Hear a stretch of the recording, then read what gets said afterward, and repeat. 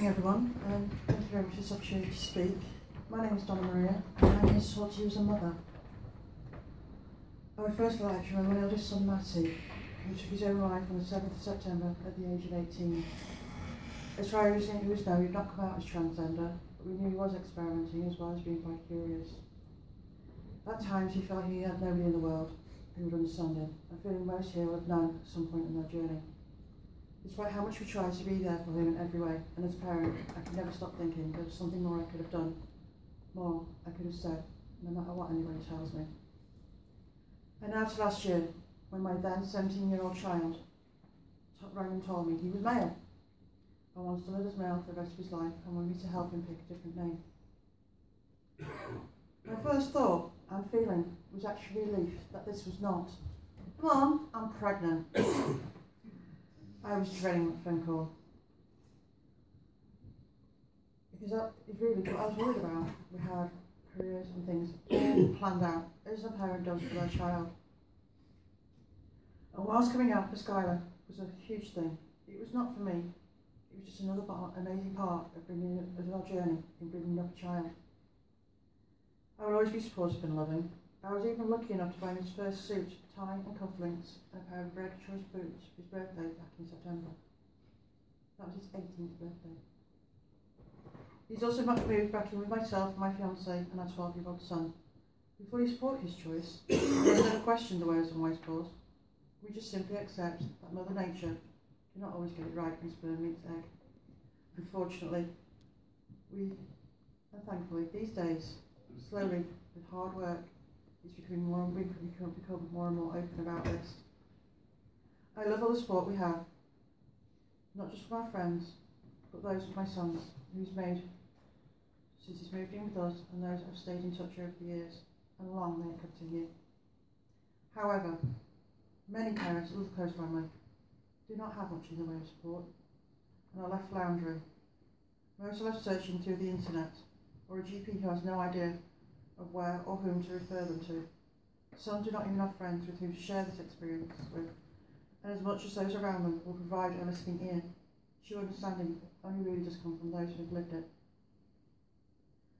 There has been no education for many, apart from those that what they see on TV shows. Unfortunately, these seem to be skewed to gain viewers, and not rarely do they give a true representation. They lack accuracy in regards to the portrayal of the type of information. It leaves people who are searching for it truly unprepared with a cascade of emotions that will assail them. Unfortunately, it is within human nature to have a tendency to either lash out or walk away from something that causes pain or confusion. And so the child, no matter what their age, is left feeling pushed away, even though that was never their parents, relatives or close friends' intention. It is one thing to say over and over that I will accept my child if they come out as everything LGBT. It is a completely different thing to live it. You will have that assertion challenged at every turn from every member of your family, and you have to, it almost feels like you have to answer for it. And all you have to do is say, this is how it is. I was and have been extremely fortunate to know many and great people that are not only here today, but also all over the country and abroad.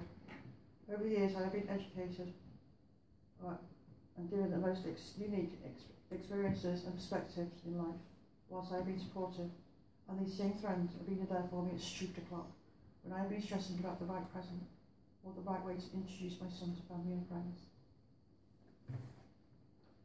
Simply put, I overthink everything, and worry about it all, as pretty much does any parent anywhere. And as parents, we will panic, we will flounder, we accept that we are not perfect humans.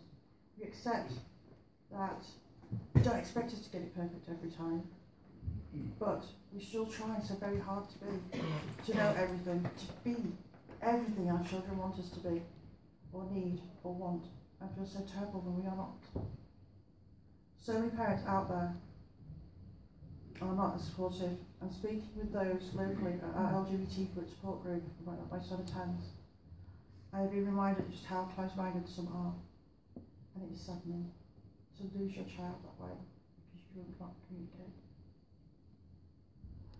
I would love to see parent groups set up around the country. There are already some in Manchester, and in that area around there, and there's a couple more being suggested.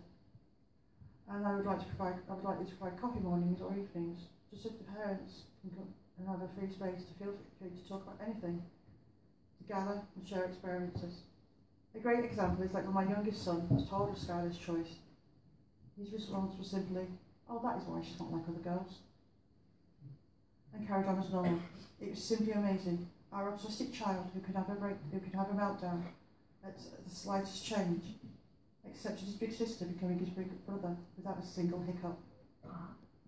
In fact, he was later heard on Skype with his friends explaining and talking about it, and they were all using the internet to find out things and answer questions they each other had. This did cause me a few happy tears.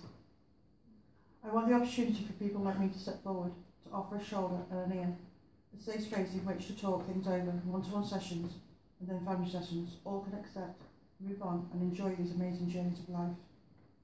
Yes, I think counsellors, mediators and teachers are needed, and those should be those who have experience of this life, its changes and its impact. Not just those sent along with a degree and a bit of spare time, because as well as meaning as these people will be, they are not the people that are needed by us. We need people who have been there. As for education, the main one I've been told is the wish to be called by the chosen name, not the one on the birth certificate. So many times has Claire been called Timothy by their parents that it starts to feel futile as Claire, who has not seen herself as Timothy for so many years. There is also the prayer rounds. Yes, this can be very challenging. As on some of that journey, you may go through quite a few until the right one feels perfect. One friend of mine who was still living at home at the time of the transition used coloured fridge magnets with the right gender pronouns on them, so everyone else in the house could see how they were feeling that day, what part of their journey they were on. This worked. Eventually, everyone just slowly melded into it without any confrontation. I've not heard of anyone else using this, and I would like to see coping strategies like this shared. There is also getting the message out there that turning around to your child and saying, "I've lost a daughter, I've lost a son," to their face or in front of them is cruel. It's horrible. How dare anyone say that your child is dead? They need to be educated. Simple as. There also needs to be more focus on non-binary trans people, as they are often left out and even less understood. This needs to start in schools as well as in parent education, as they are often made to feel more in the wrong and adrift without support. So many times I see and read of families estranged over this, and I try to convey to them that when you decide to have a baby, you never say, "I only want a girl, it's why I don't want it." You don't reject that baby, do you? You simply want a child that is healthy and loved, no matter what.